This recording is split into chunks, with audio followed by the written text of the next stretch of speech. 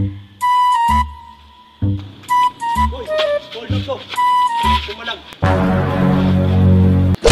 If we had an exchange of heart, would we now all feel apart? You'd feel the pain, way the memories start.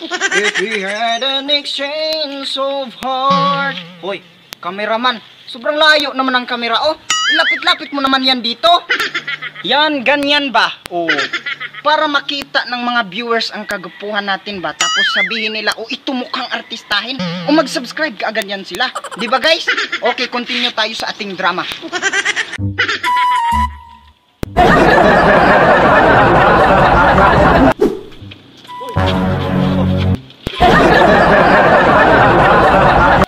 Hold up! Sus, grabe ka naman boss, pambira ka naman. Ako na naman.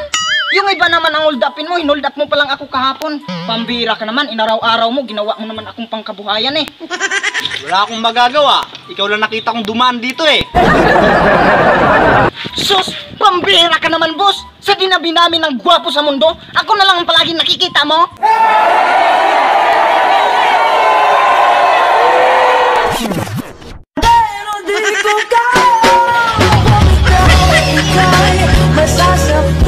Pero maraming satsat pa dyan. Ibigay mo yung dapat mong ibigay. Ay, tika lang boss, may advice lang ako sa'yo. Hindi naman sa inaano kita, ginajudge kita, pero may advice lang ako sa'yo boss na yung ginagawa mo, delikado talaga yan. Delikado talaga yung trabaho mo. At saka, hindi ka naman aasinso kahit palagi kang nagnanakaw. Kung ako sa'yo, hindi naman sa inaano kita, ginajudge ko yung buhay mo, pero kung ako sa'yo, buti pa magmagol ka na lang, mahal pala yung kilo.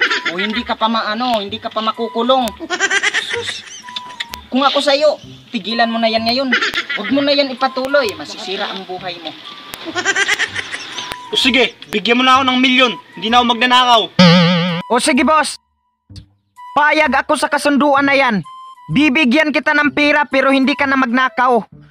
Last na nakaw mo na to ha. Pero tika lang boss, pwede tumawad.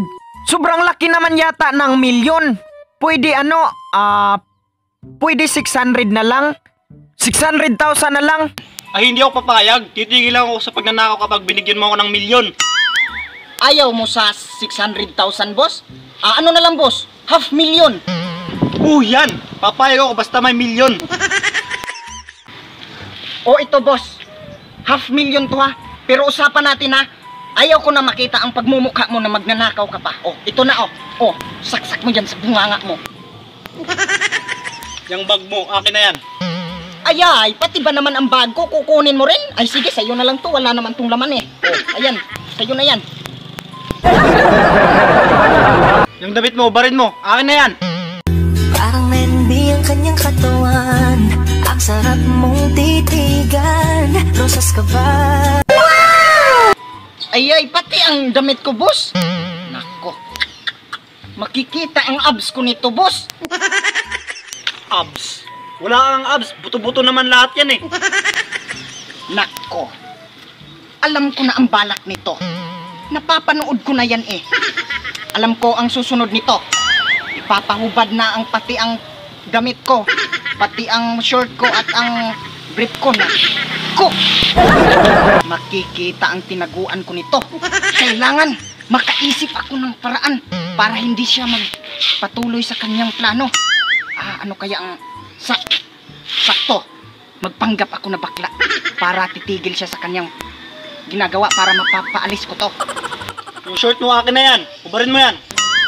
Sabi ko na mga ba eh. Yun nga ang plano niya eh. Gagamitin ko na ang pagka-artista ko. Oy, kuya. Pugi mo pala, kuya.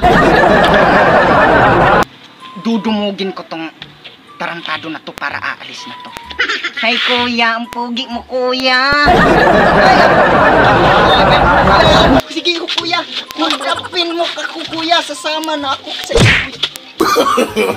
No. Okay, ilambing raman ng tato na ako siya. Gisik ko man inoon ko, nahiwi na lang inoon akong baba.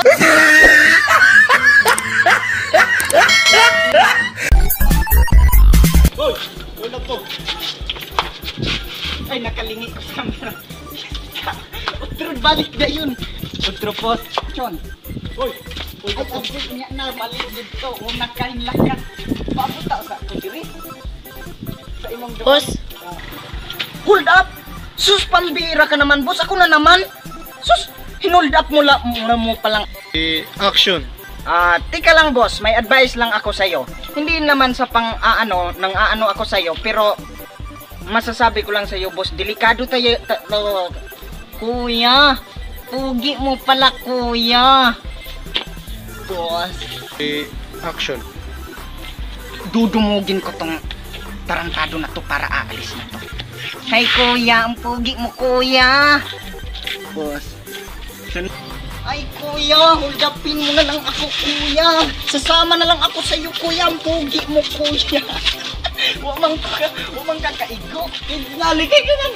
Waoy. boss, Boss.